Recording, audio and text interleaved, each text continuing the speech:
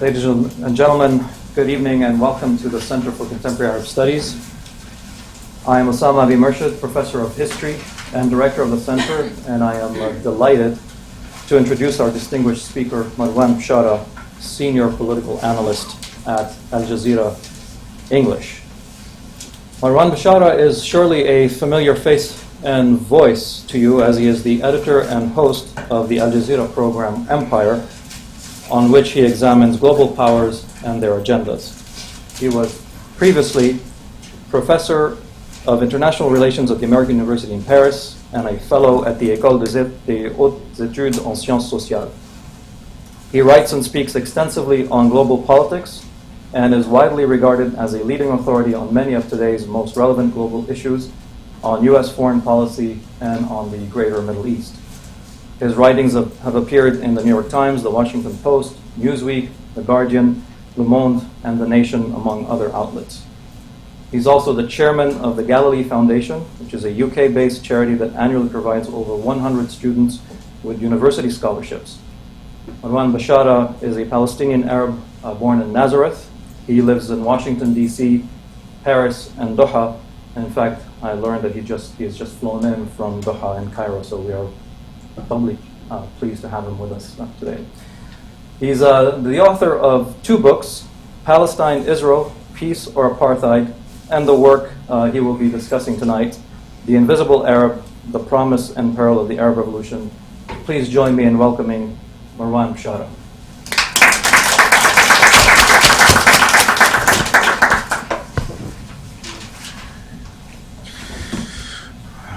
Thank you, Osama. It's good to be with you. I'm not sure what you're doing on a Valentine's Day listening to me, but I just want to tell you that I love you too. As Osama mentioned, I just flew in from 14 hours flight, basically, 15-hour flight. And I have that face. I'm not sure what face it is, but they keep always telling me or asking me to fill these evaluation forms. So out of all the people in the airplanes, they always pick me to fill evaluation forms. Maybe because I don't like flying, or I look like I'm pretty scared out there, or comfortable, I'm not sure. But whatever it is, some of these forms are long, some of them are short. Today's form was actually a short one. But for me, it was pretty instructive. It certainly reminded me of a number of things that I wanted to talk about today. Because in the assessment form in the airplane, they ask you your point of departure, your point of arrival. They ask you how was the luggage? Did you lose anything on the way? They ask you about security. They ask you about the service. They ask you about delays. They ask you about stopovers, and so on and so forth. It's really easy to do the check-off thing. Arrival, Washington, D.C., Dallas Airport. I think a lot of the people over the last year that I've been following, in media especially, have been evaluating what's going on in the Arab world as if it was an assessment of a flight. And always in mind, point of departure, everyone wanted to know where did this start? And everyone had in mind a point of arrival. I don't know why. So Egypt is not liberal democracy, prosperous economy, and so on and so forth by the 12th of February. Hence, maybe we should assess that the revolution didn't go very well. Or that we project on those events, for example, in Tunisia, our own ideals or thoughts and so on and so forth, and then suddenly we're all disappointed, and hence we put these negative assessments of what the Arab Revolution is.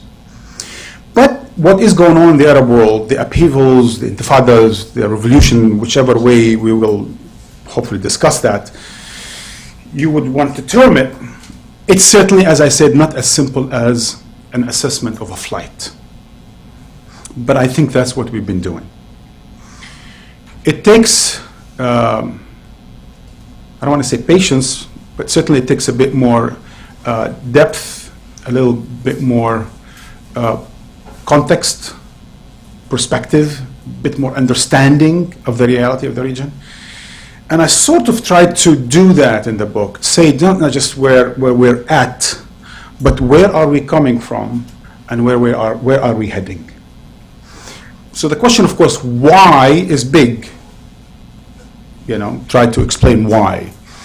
But not in terms of a specific point. And some of those who try retroactively to explain, how we got here, as if revolutions can't be explained, why we haven't figured them out, and now all of a sudden we all become wiser. I think there's no point of doing that. So there's absolutely no attempt of doing that. But certainly there's an evolution to the revolution, and there is evolution after the revolution, and that's what the book tries to do. So because what I heard from Osama, we try to do more of a discussion sort of thing with intelligent and bright minds in universities like here, like Georgetown. And by the way, did I say thank you for having me here? Well, I know, thank you for having me here. What I will do is, I'm gonna take the simple way out instead of doing a major sort of thesis of sort. What I'm gonna do is, I'm gonna pick the 5 main words on the cover, try to explain them to you. The invisible, and the Arab, and the promise, and the peril, and the Arab, and the revolution. So 5 words, concepts. Invisible. Why invisible? There are 2 ways of looking at the invisible. There is locally invisible and invisible to the outside world. The people of that region have been invisible. The best saying of all that describes this in terms of the people in the outside world is the one that says something about a falling tree makes more noise than a growing forest. And people have been obsessing, say, for example, at least over the last 10 years, over the Bin Ladens of the world, of that falling tree, that no one paid attention to the growing forest.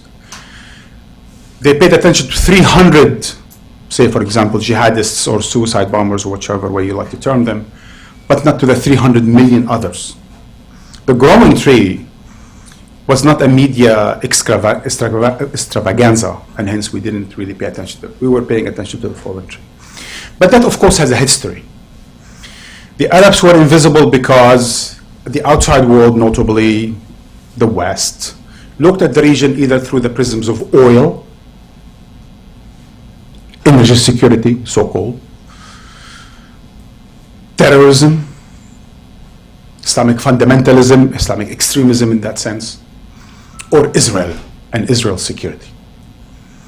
These were the prisms, and through these prisms we couldn't see what was going on in the Arab world, because the perspective was through Israel's security, through energy security, through national security, so-called, meaning through terrorism and so on and so forth. So the Arabs were not really looked at. And here I'm talking, of course, in broad brushes. I'm not talking about specialized departments such as yours here in Georgetown. I'm talking in general terms. They were invisible.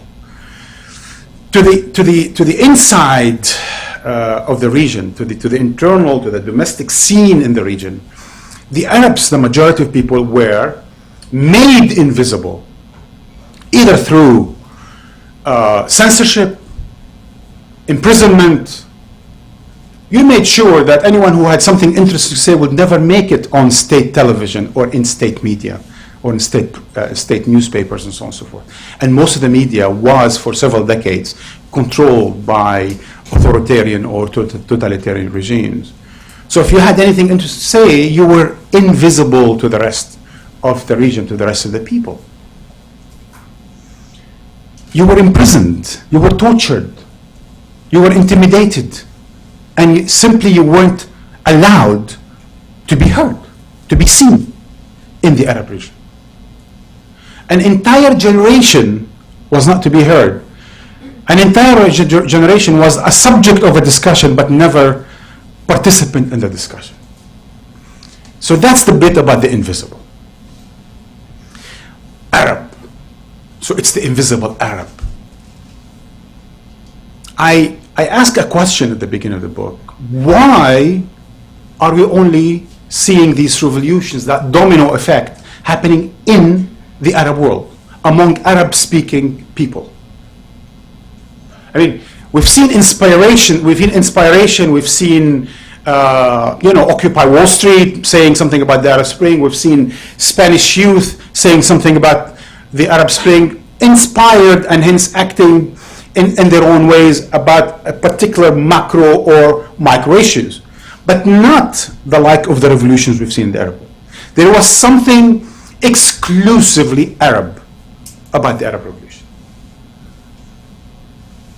And that's, for many, it sounds like as if it's, someone asked me, what do you mean why the Arab Revolution is Arab? But you're saying it's the Arab Revolution. No, but it's actually, even when you go to Tunis and to Egypt, and I just came back from Tunis and Egypt, of course, people have local, interest and local preoccupations and so on and so forth. But there is something quite regional, quite Arab about the Arab revolutions. Now, why is that? Here, and I'm not going to take long, I'm just going to sort of just give you a couple of titles about that. I think Arab consciousness, as many of you know, was developed, especially in the post-colonial era, with a certain commonality of language, of grammar. I mean, they don't only share the same language, Arabic, they share the same grammar, the same political grammar, if you will.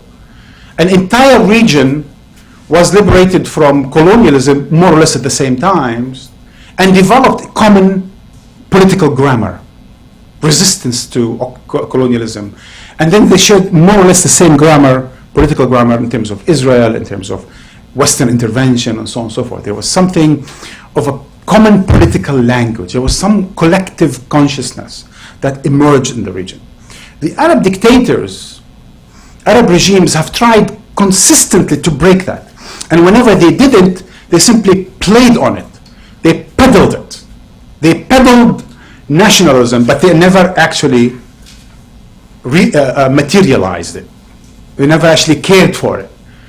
And whenever the necessity came up, it was always Egypt first, and Jordan first, and the United Arab Emirates first, and so on and so forth. But it was by rulers not really concerned as much about the internal rather than the external, but simply to sell why they are not prescribing, I don't know, I can think of another word, for that collective consciousness, for that collective interest.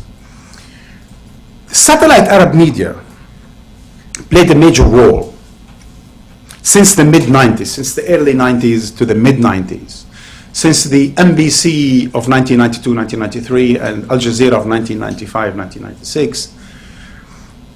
Satellite Arab media broke the national barriers and broke the regime's hold on what people listen to and what people watch. Suddenly, with every satellite dish on every rooftop, on every refugee camp, in every villa in the Arab world, made it possible for people to start materializing that collective political grammar, that collective language. Suddenly, the so-called perverse globalization, meaning regionalization, meaning people in the region no longer necessarily listen to Michael Jackson at the time, but to Amr Diab, no longer had to watch American television or American series, but start watching Arab series or dubbed Turkish series, regardless. But they start watching their own. Something happened since the mid-90s where people start sharing a virtual public sphere. The public sphere of the Arab world became the satellite networks, where everyone came together as listeners or as participants. And as television networks proliferated in the Arab world, some 300, 400, now 600, 700 of them, made it possible for the Arabs to start having, or start deepening more and more their collective consciousness, not only in terms of history, but only in terms of their presence. Which takes me to the third, the promise. I start the book by sharing with the readers a note I wrote to the editorial board of Al Jazeera. I'm part of what we call strategic planning for the network. And in November 2010, I wrote my note about the upcoming season, and it was titled "Hot Winter." It wasn't the hot winter wasn't the early spring that came about, but from the perspective of November 2010, and I shared my note, my memoranda, if you will, with the Al Jazeera editorial board, basically looking at the region, and everything looked so dark in November. Lebanon was breaking up, Sudan was breaking up, Iraq was breaking up again. Iran, the US, the tensions, Gulf was almost on the verge of something new. The whole promise of mutual respect and mutual interest was really going down the drain. Palestine was again, Israel, that was flaring up. Everywhere you looked in the Arab regions, things were getting worse. Yemen, Somalia, and so on and so forth, Sudan. Things never looked as dark. I actually was so, after finishing the note, I was so distressed, I left to China. I actually traveled to China. I invented something to do, and I went to China and Japan. So in December, I was in China and Japan. In New Year's, I was in China and Japan. Which, by the way, it's very interesting that in China, throughout January and February, and I followed it afterwards, there wasn't a word about the Arab Spring. There wasn't a word of what was going on in Tunisia in the beginning and later on in Egypt. But anyway. And again, as the saying goes, the brightest, light comes after the darkest moment of the night. Just when everything looked so dark, a new horizon opened up. And the new horizon opened up by a generation that everyone, and here I mean everyone almost, was considering a burden, a demographic burden. Everyone thought of as, even the enlightened ones who were answering the racist remarks were saying, what you're doing is you're building a reservoir of extremists. Even the ones who were trying to defend the Arab youth were saying, you're making them into a reservoir of extremists. A whole sociology was built within an ideological framework that those young Arabs are a demographic threat, they are a political threat, they are a strategic threat to their own people and to the West. And most of the sociological studies done were within that ideological construct. I'm sure in some universities and some Middle East departments there was some good work being done. There's absolutely no doubt about that. But I'm saying in the overall, the general view was that the youth was a burden. Well, they certainly surprised us. They certainly surprised themselves. They turned out to be not at all a reservoir of extremism. If anything, they were far more enlightened than their elders.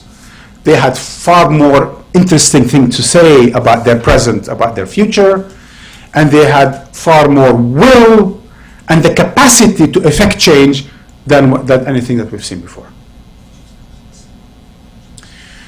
But again, that promise was somehow distilled into, and here, please take take what I'm saying in a very innocent way, if that's at all possible. It somehow was distilled here in this city into a Google executive, which is amazing. I asked several hundred people I met in Egypt. I made a point of it. It wasn't a polling of any sort, but I actually made a point of asking several hundred people if they knew what anyone does among the youth movement in Egypt, or if that was made public. No one knew. The only thing we knew, there was a Google executive. I don't know why. And President Obama made sure to mention it in his speech. And Secretary of State Clinton made sure to mention it in her several speeches and press conferences. All of a sudden, this wonderful young man, 28-year-old, wonderful, I'm not being patronizing, it's a wonderful activist by the name of Wael Ghanem, became generically the guru executive. And everything that we've seen from the New York Times and the Washington Post and CNNs of the world was this wonderful westernized youth reduced to a Google executive, caricature of sort. And they couldn't see why, no, this was pluralistic, this was diverse, this was part of a bigger picture of a people with a history of an older generation that made it to prison, that was tortured, and that was part of a people's revolution, not a media construct of a youth being projected from London, Paris, and Washington, or New York, for that matter. So anyway, that, the promise,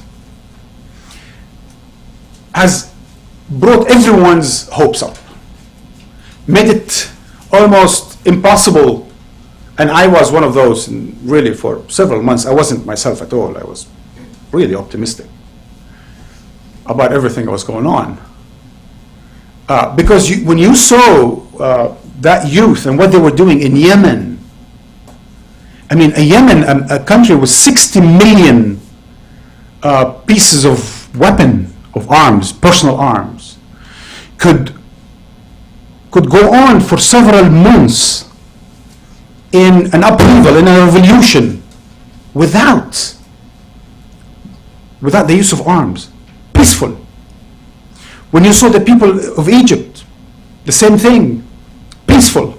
In Tunisia, even in Libya, until the major threats were made. In Morocco, I mean, a whole revolution been done peacefully by a generation that was insisting on liberating themselves, broke the barrier of fear with the regimes, would no longer be deterred. Well, anyway, that opened up into a picture that was far more complex. A reality that was not as dreamy, was not as positive, was not as rosy as the youth, the miracle generation of the region would have wanted to be. As much as what I've just described thus far that was common to the region, as much as, of course, each and every Arab country had something specific to it. And the peril began, of course, with Libya, where a very stubborn regime was almost going to commit major crimes against its people, opened the door to international intervention of sort, and leading to armed conflict, and of course complicating a picture and beginning that process. We saw then something similar happening almost in Yemen, where 2,000 were killed, but certainly in Syria, where, as many of you have been watching, the country could break down with an overspill to the region and so on and so forth. So in a chapter which I call Fasten Your Seatbelt, of course we look at the specificity of each country and the capacity of the regimes to inflict pain on their people, the so-called me or the flood really being practiced by a number of regimes. And then, of course, completing further the picture, even in countries where they had more or less relatively more peaceful transition, like in Cairo and Tunisia, where the transition to democracy, the transition to a different system, of course, opens up a Pandora box of past era. A Pandora box whereby those who were imprisoned, those who resisted, those who opened up to the more impoverished parts of the society, seeing them, and even those among them who did not participate in the revolution, like the Islamic Salafists, the ultra-conservative Islamists and so on and so forth, making major inroads in the likes of Egypt and to a lesser degree in Tunisia, and probably we'll see more of that in Yemen. We've seen more of that in Morocco and so on and so forth, complicating the picture and making the transition to so-called constitutional, liberal, between big brackets, democracy and freedom becoming, of course, more complicated. All of which takes me to the last bit about the revolution, why As someone asked me in Cairo on a TV program a couple of days ago, why did you call it revolution in the singular and not the plural? And why revolution in the first place? I'm going to leave that to the discussion, but let me just say a couple of words about that. We had a major discussion in Al Jazeera. Do we call it revolution? Do we call it upheaval? Do we call it awakening? We call it spring? And everywhere I go, somehow, especially, some of these, you know them, there are our colleagues, academics who are not concerned with what's going on, but they just want to define it. It's very important to get the definitions right. Is it a revolution, not a revolution? Why are you saying spring? Spring, is that neo-Orientalist? It's not neo-Orientalist. And what do you mean awakening? But there was an awakening before, but this has been evolving for a while. It's not an awakening, it's just, you lose contact, you lose track of what's going on because you're so busy with the definitions. Instead of looking at what's going on, studying what's going on, and then projecting your own definitions on it. But anyway, I chose from the very beginning, when we were having discussions in Al Jazeera, I was one of those who advocated the revolution for the simple fact. As many of you know, and some of you might teach me some about this, in Arab history, in Muslim Arab history, revolutions are not exactly commonplace. And the so-called fitna or al-khuruj, meaning revolting against a ruler, is not exactly commendable. So the whole idea of revolution wasn't exactly something of a positive thing in Islamic history. Until the Iranian Revolution, which was sort of, of course has its own specificity, it's a Shiite revolution in Iran, took on a more positive connotation of change against a ruler that was, considered anything but Islamic. The Islamist movements in the Arab world were never excited about anything of a revolution. And those who, turned out to be majority in like Egyptian parliament and not exactly majority, but major part of the Tunisian parliament and of course Morocco. And so these Islamists, meaning Islamic parties, meaning political Islam, meaning, again, definitions, we'll get to that. They were not excited about revolutions, never advocated revolutions. They were always about reform, not revolutions. I sat down just the last 2 weeks with the head of the Tunisian Nahda party, Sheikh Al-Noushi, and with Khairat al-Shatir, sort of the strong man of the Brotherhood in Egypt. And I asked him specifically about that. And even though the revolutions have happened and they benefited tremendously from the revolution and they support the revolution, but they still consider themselves reformists, not revolutionaries. Anyway, I'm just saying that all to make the exception, but I still was thinking of it in terms of revolutions, because for me, what's in common, that's what I started, what's in common with the Arab world is the consciousness. It hasn't been trade. There was no Bismarck in the Arab world, although the Saddams of the world thought of themselves as Bismarcks in some really stupid and destructive way. But no one really united the Arabs physically or through arms or through constitution of sort or through federation or confederations. No one united them through trade and economy and specific ways that we know United Nations. The Arabs, if united at all, they have been united by a consciousness. And the revolution that we've seen across the Arab world today, 2011, is a revolution of consciousness. How that translates in reality, we will see. Eventually, what will happen, we shall see.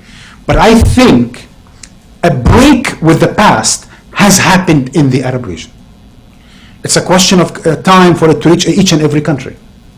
But the consciousness of a popular movement for major change, for major break with the past, has happened in the collective Arab conscious.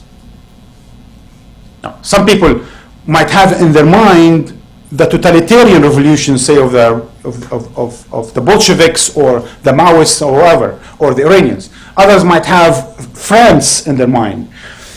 It depends how you're going to define the revolution and which part of how selective you're going to be in your reading of history. And certainly you can't be doing that in the Arab history. So my approach to this, and that's why I think that's what I wanted to write this, is because I wanted to say that there are commonalities in the Arab region as much as there are specificities. But of course I say much more, and for that I'll turn you to Oliver Stone's Gecko. Have you seen Wall Street too? He says, I have 3 words for you. Read my book. And thank you.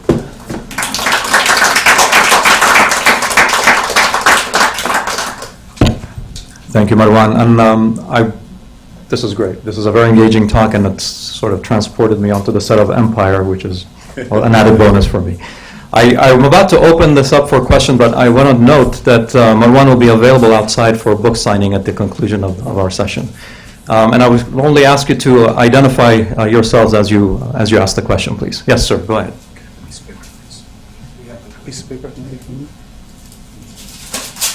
My name's Abdel Mualla from Jordan National Movement. There is 3 things very important. We have to mention about what make the revolutions or Arab rising. First of all, there is Al Jazeera, deserve big credit, because why Al Jazeera? Only Al Jazeera. We have to say only Al Jazeera, because they have 2 parties. There is no media in an Arab country. Only beside the government. Only Al Jazeera have bigger credit. The second things, we have to make difference between poverty and hungry. We have to mention Muhammad al-Aziziyya. Why? The guys, he have Stanford vegetables, he have bachelor degree, he don't have job. The guys, he not give him license. This is hungry. There's difference between hungry and poverty. When I am hungry, I can do anything I want. But there's difference between poverty. Poverty you can, day by day, or we can. Other things in Arabic language or Arabic culture, they call it integrity, al-karama. When anyone who have accumulations, make integrity to explosion. And these accumulations in Arab culture, because I'm from there, make the things, explode. This is why 3 things are very important, And also, we have to blame the media here, the Western media. This is why Al Jazeera have big credit. Why? Because the Western media, when the President Mubarak or the President of Tunisia or King Abdullah of Jordan coming here, always they praise him. They say, this is guys, reformer, blah, blah. And over there in the back, what they say? This is hypocrite. We have to see the truth. This is there was the CNN or other news, the media was slipped. This is why last time we see Hillary Clinton praise Al Jazeera. After many years, like 10 years later, they praise Al Jazeera. Why? Because, too late, But this is very important things. Hungry, poverty, and karama, integrity, and the accumulations, And now, even today, this morning, in Jordan, 10,000, 15,000 around, teacher protested in the front of Prime Minister, Start people, scared. When you have hungry, when you go to the trash can, you eat from the vegetable. When they see the corrupt king, he take millions of dollars from Jordan, from the people, his brother-in-law, $5 million. Then the people scared, not scared. If I'm hungry, I'm not scared. Thank you very much. Mm-hmm.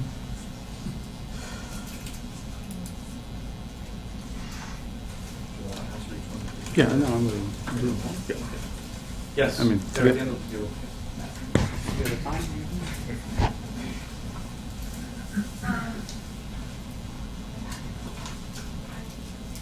Hi, my name is Lee Brewer. I'm a student here at the center. I have a question about the role of Al Jazeera in not supporting the revolutions per se, but in supporting some revolutions.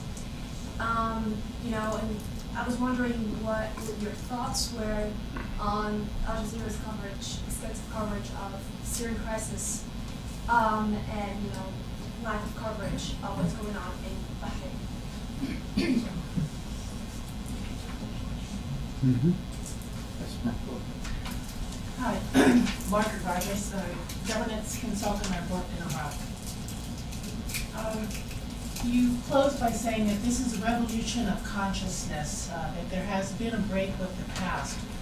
But right now, it does seem to be such a fragile situation, certainly in Egypt, what do you think is going to happen in the long term? Will these young idealists prevail? Will there in fact be democracy, or will theocracy end up ruling? Okay.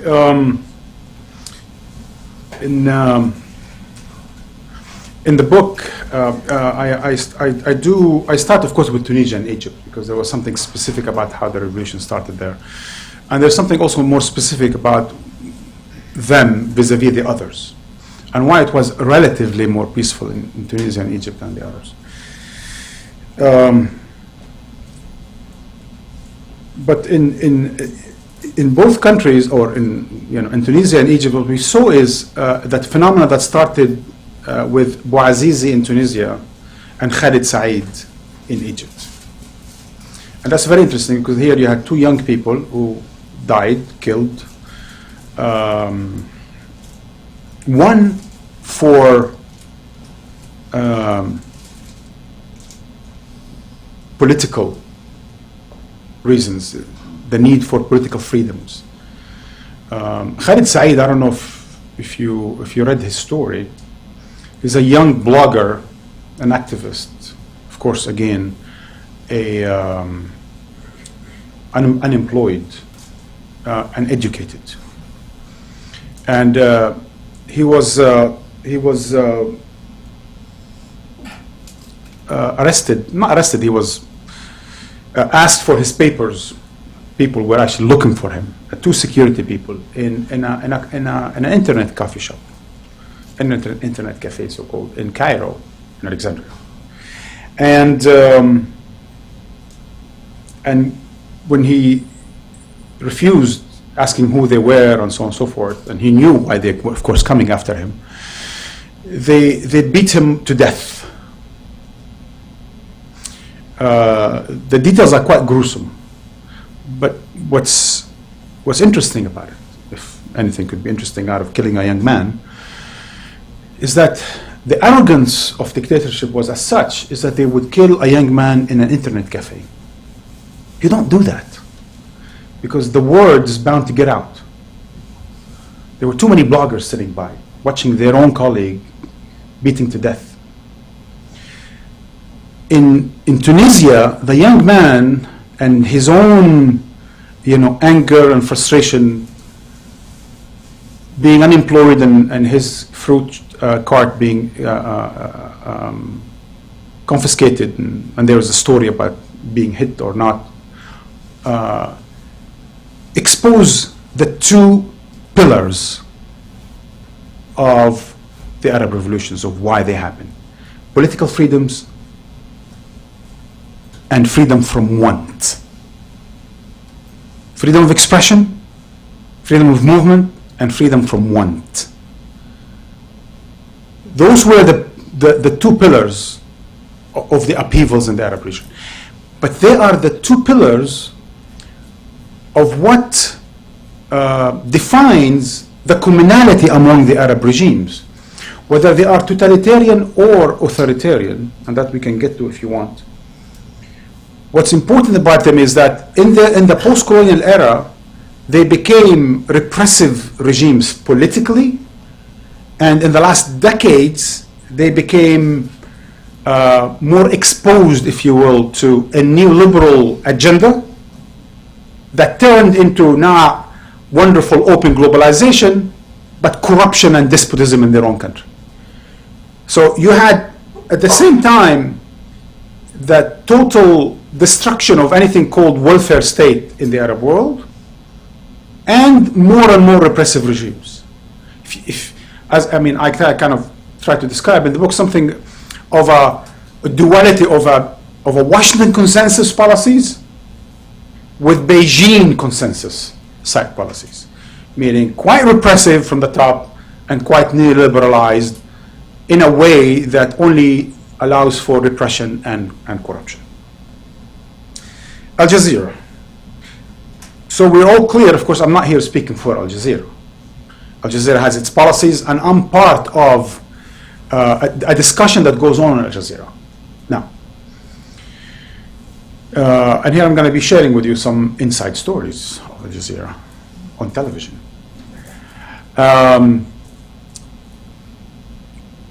We have meetings every day, every morning, every afternoon. And we have weekly meetings and monthly meetings and so on and so forth. And different voices are out on those meetings. My own experience for the last 6 years is that there's, of course, had been absolutely no intervention by either from the top or the top, whatever it is, in our meetings and what we put on air. But we do have disagreements within Al Jazeera. And sometimes I myself have come out on the minority side of a decision that has been taken on whether we call this that, or whether we cover this, how and how much we cover it, and so on and so forth. But it is a fluid and open and changing discussion among the people of Al Jazeera.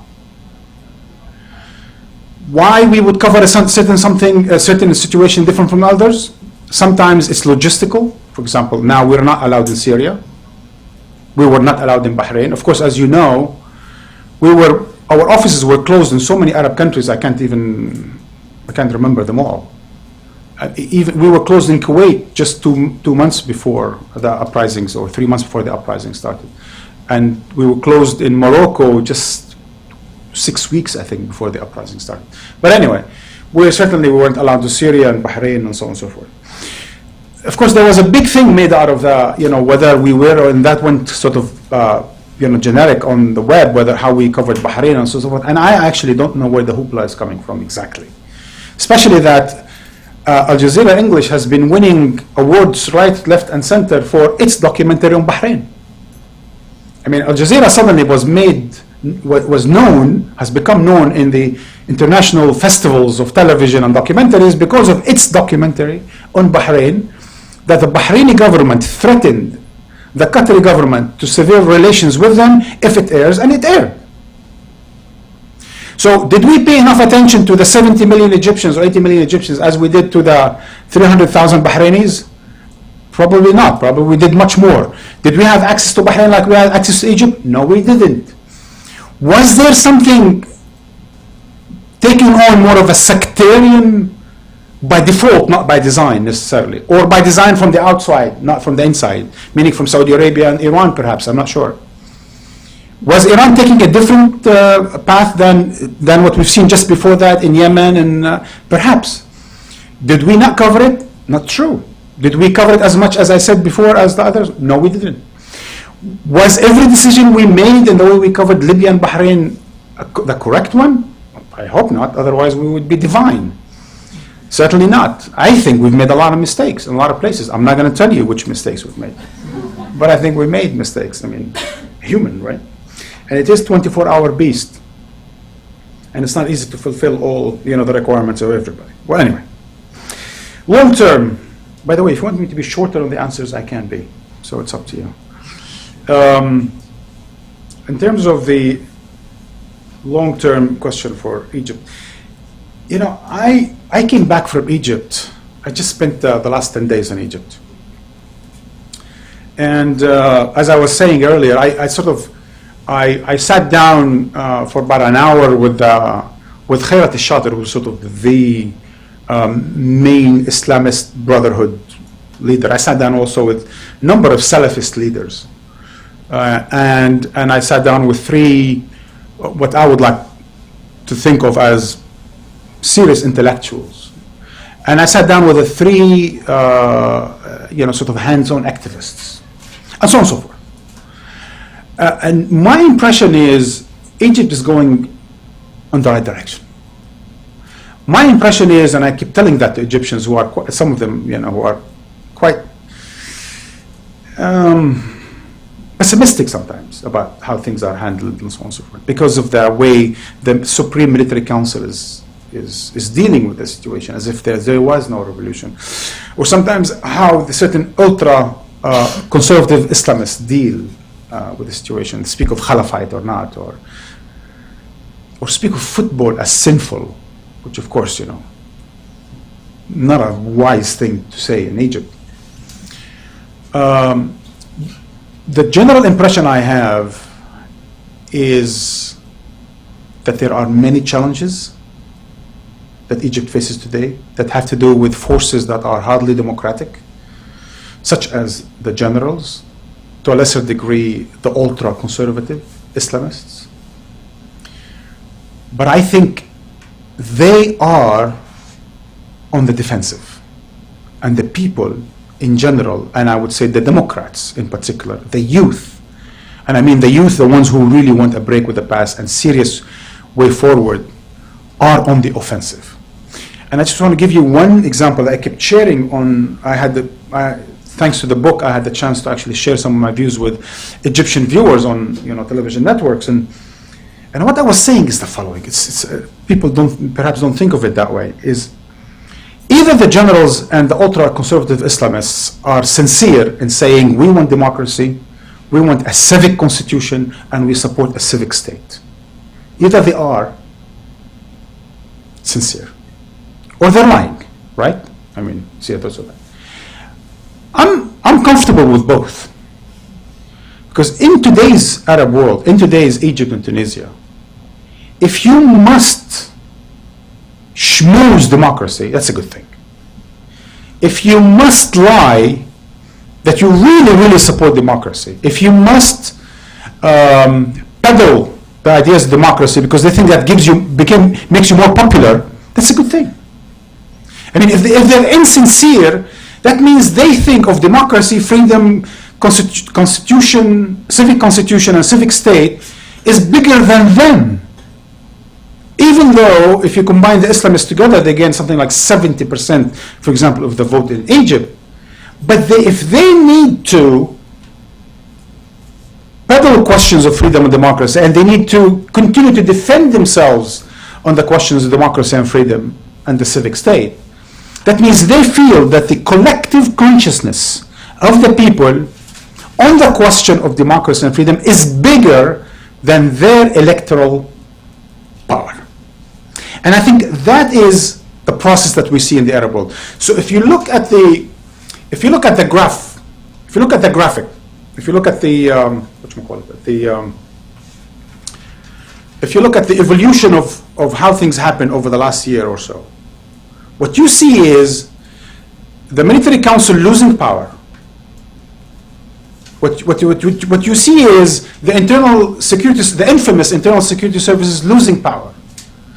Even today, the demonstrations 3 days ago in Tahrir Square were down with the head of the SCAF, the Mushir Tantawi, General Tantawi. The insults against the head of the military in Egypt have gotten into such unacceptable levels that the whole idea of deterrence, the whole idea of respect, the whole idea of a certain aura over political leaders and military leaders is gone. People just don't care, are not afraid. They express themselves and they want these people to be just transitional, and they do want to move towards a civic state. No one Islamist party and no one military general is going to be able to govern Egypt from now on. It's done. A break with the past has happened. How it will happen, I don't think at all that we're going to anything of a theological state. At all. I think Egypt and the new generation of Egypt has made a break with the past and will not accept a repressive regime, no matter how you refer to it or what you call it and under whose name it is. Sir, please. Why can't we watch Al Jazeera English on a satellite dish? Sir, please. My name is Naif Zubi. I like very much your presentation and the sense that probably you have here the best audience. You're looking forward, not backward. But this is probably, I agree with you in some sense that this is a break with the past. I mean, the genie is out of the bottle now. And I don't think you can put it back. Now let me have my other side, which is history. Probably this is the fourth attempt at Arab revival. As it mentioned, the first three. The first was Muhammad Ali. The second was the after World War I, the Sharif the alliance between the desert and the city, Syria versus. And the third just came with this, I would not call it revolutionary, rather I would call it coup d'etat. You know, Nasser. Yes. This seems ending. In the Sinai Desert 67, in the southern desert of Iraq 91, in the Libyan desert 211, and now probably in the Syrian desert. Now why this one? A new review is different. I can mention few reasons why it's different. The new generation detachment of the old is significant. It has two technology, in my belief. The old days they were saying, well, you know, the TV is breaking the young generation from the old. So why this a new review would not assume the fate for the first three attempts? I have further question, but this is my first question. Sir, please go ahead. Thank you for coming tonight. I had a quick question. I might, because I'm a little nervous asking, I might go back and forth between English وبريطانيا وأنا سؤالك في رأيي مملكة البحرين جزء من الشرق الأوسط جزء من يعني عالم العرب. And different than her question, I don't want to know about the connection with Al Jazeera. I just got back from Qatar. I had a wonderful experience with Al Jazeera. I loved Shouting in the Dark, I believe was the documentary. Mm-hmm. But I'd like to hear your thoughts as to why, I mean, the protests seemed peaceful in Bahrain. So why was their voice, you know, they're a piece of the Middle East, why were they cut out? You know, there's lots of threads going on as to why that occurred. The West interventions, you know, Saudis, all that kind of stuff, but I'd appreciate your thoughts, logical. Mm-hmm. Sure. Sir, please. Yeah, you partly answered some of my questions, but I heard Robin Wright the other day talk about Egypt, and she was saying that it was not a revolution yet. It was a coup d'état. Mm-hmm. And that seems to be quite persuasive to me at this Mm-hmm. at this point, because the army is still, seems to me, to in control of the ultimate power. You've touched a little bit on it, but if you could just expand on that. Sure. Why isn't the AJE on the satellite? Well, you know, I asked the same question. Why isn't? I'm your guest here. Why isn't AJE on America? I think probably CNN and Fox are lobbying against it because it will probably take over. Maybe will certainly become more popular. There was an idea before that Al Jazeera is too hot, you know, to touch by cable networks, and maybe some of them, you know, have monetary interest in it. I'm not sure, but all what I know is, again, you know, I am not myself nowadays, so I'm pretty optimistic. I think we will be on air in America soon. We're already in Washington, and now we're in New York. And I think our biggest asset is not how much promos we do and so on and so on, it's when people watch us. I think when people watch us, and as they have been in America, so you have the likes of Hillary Clinton saying, you know, the real journalism is in Al Jazeera and American networks needs to catch up. So I think if you hear, I mean, you know, I'm not exactly flattered that the Secretary of State likes Al Jazeera, but I think certainly it will help in distribution. And I hope we will be on air soon in America. You know, are you familiar with the author Emil Habibi? Yeah. He has a book called, for all of you, he has a book called The Pesoptimist. Saeed, the ill-fated pesoptimist. Saeed means happy. Ill-fated is ill-fated. Pesoptimist is pessimist optimist. So it's this tale of a kind of a dramatic character of sort, whereby, I mean, but the idea is that in the collective consciousness of the Arab world, because of some of the stuff you touched on, good news are always pregnant with bad news. and that good developments are more likely to lead to bad developments or bad results. There's always this idea that, even when things get better, but somehow in this bitter Middle East reality, even the most optimistic of all people, the Arabs, know deep in their heart that something wrong is going to come. Because of their experience, because of their collective experience. I think maybe it's time to put the pesoptimists to rest.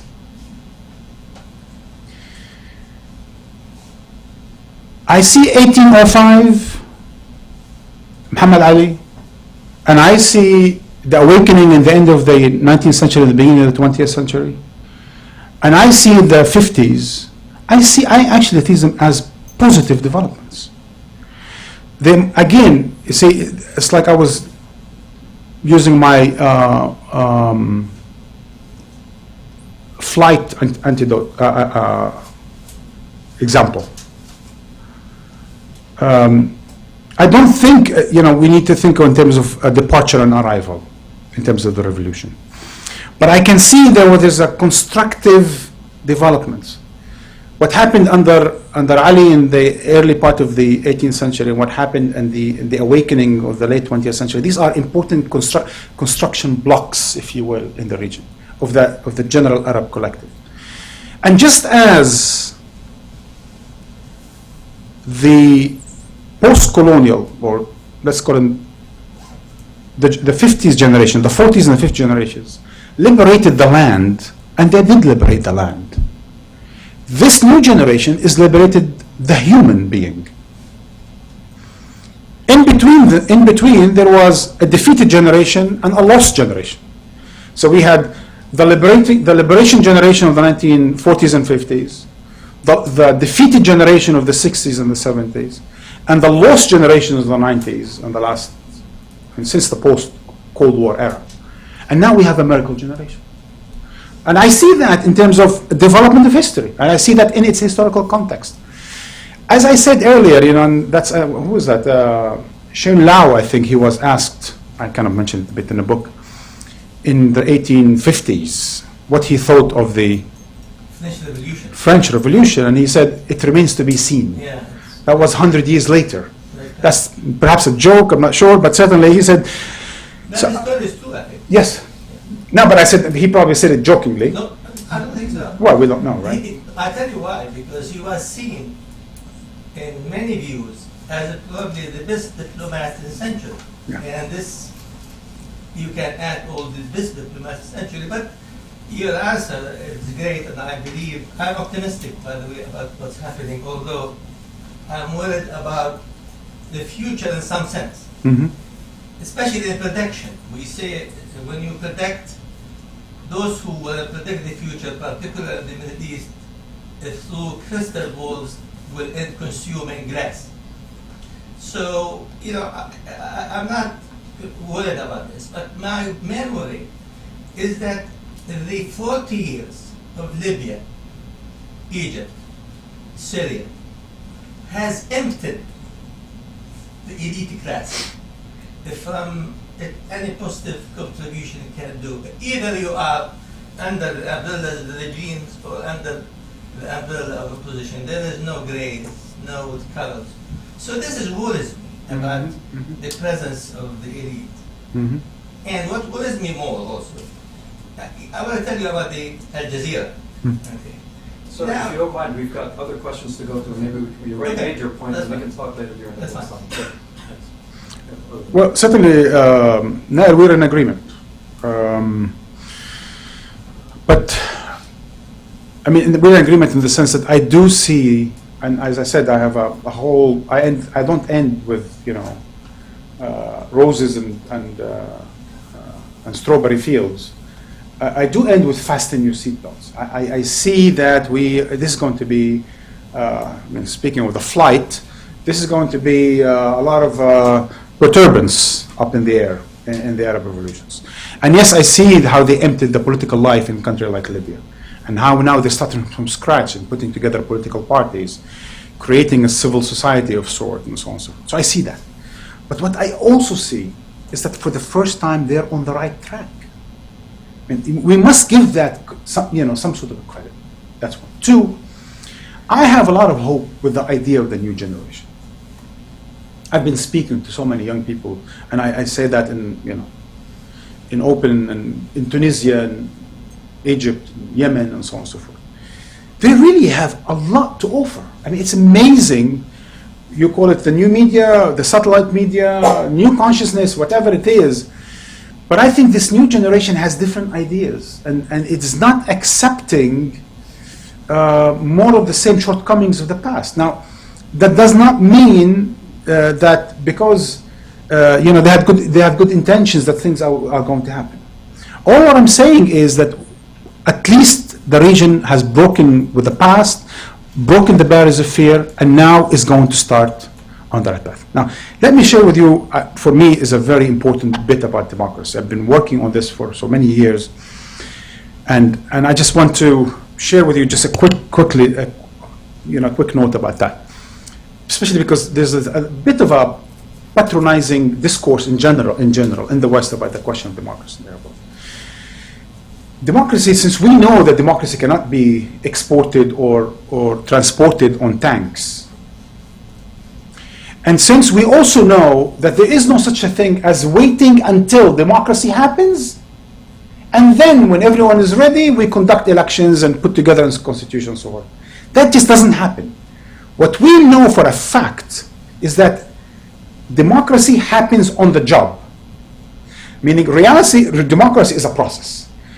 Do you create democrats through democracy, or you need to create democracy through democrats?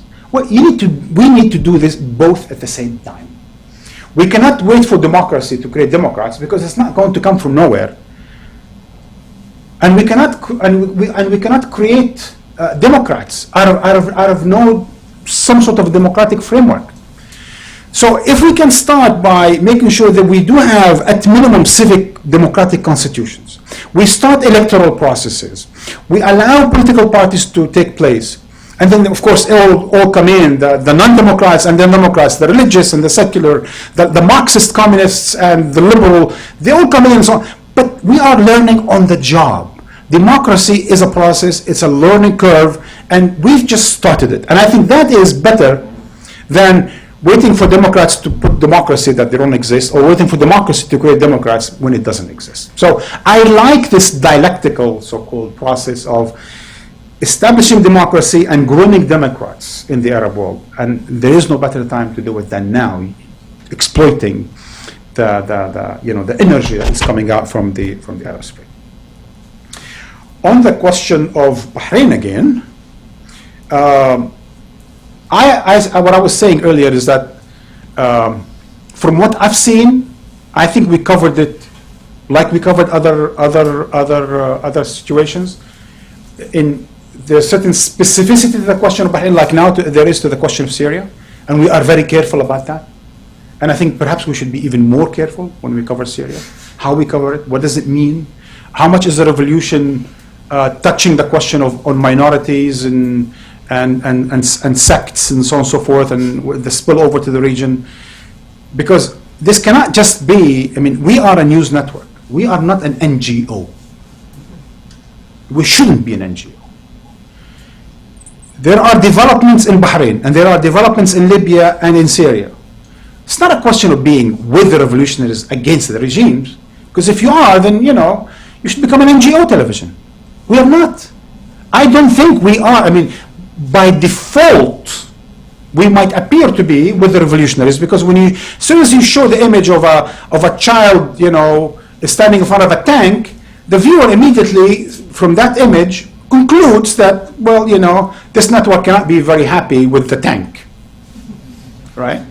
By default, when you cover correctly repressive regimes, oppression, day to day, bombardment of cities, when you lay out these images and you report that news, you are by default on the side of the people. But in cases, for example, as I was saying earlier, like for example Syria, or like for example Bahrain, when Saudi Arabia and Iran are major players by design, when the United States is a major player by design, by the presence of its Fifth Fleet. You cannot just cover that as if, okay, you know, how much are we with the peaceful people of Bahrain? Because I don't think that, we don't ask ourselves that question. Are we covering the story? How are we covering the story? And these are, I mean, story, right? It doesn't have necessarily the good and the bad and happy ending, but it's the developments and how we cover them. So I think, as Al Jazeera, I think we cover them, but as I said again, I don't speak for Al Jazeera. So from within Al Jazeera, let me tell you, we make mistakes, a lot of them, in the way we cover news. But that's normal, as long as they are mistakes and not policies. Okay. Robin Wright, because I was just actually with her on some TV, radio program called On Point by NPR, an able journalist and so on and so forth.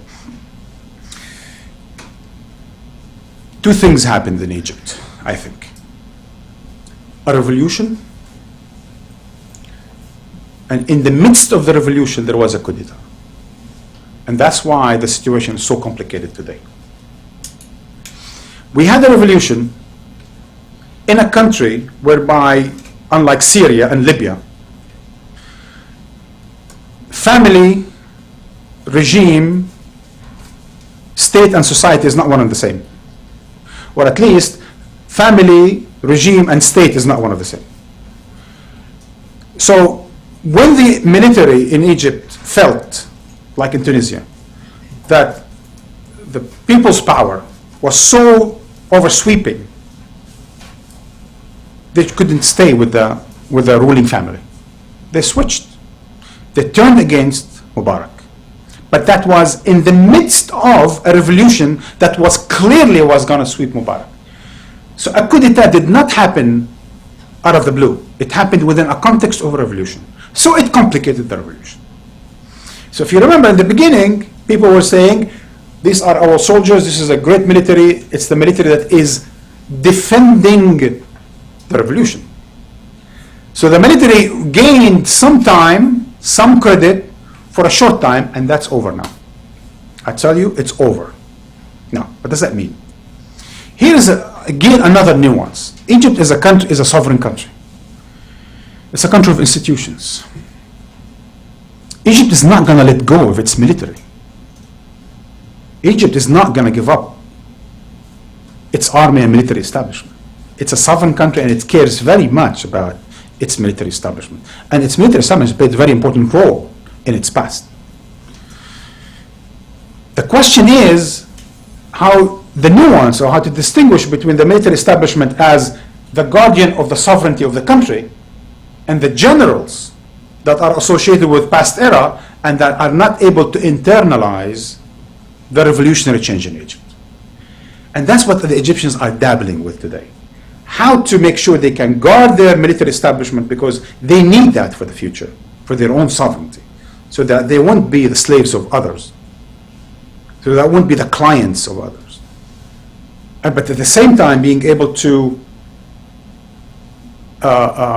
move beyond their generals and put the generals back in the where they belong, in the military offices and in the military bases and so forth, out of the streets and out of the economy and out of the public life and the political life of the country. My sense is the military is on the defensive in such a way that it keeps explaining why it just needs some privileges if the future just can't guarantee freedom from prosecution, if they can just keep maybe some parts of the economy where they have some privileges, because some of those retiree generals, now they can't even keep controlling of the government, because not even the government is going to go away, and a new one is going to come out, and they had to open the way to presidential elections ahead of what they thought as a schedule. So the military is on the defensive. I agree there was a coup d'etat. It was within a revolution, and I think now the revolution will overcome the generals. Great. on this optimistic note, I want to leave some time aside for the book signing, but I want to thank Marwan Bishara for sharing his insights with us, and I will thank you also for attending. So please join me. Thank you.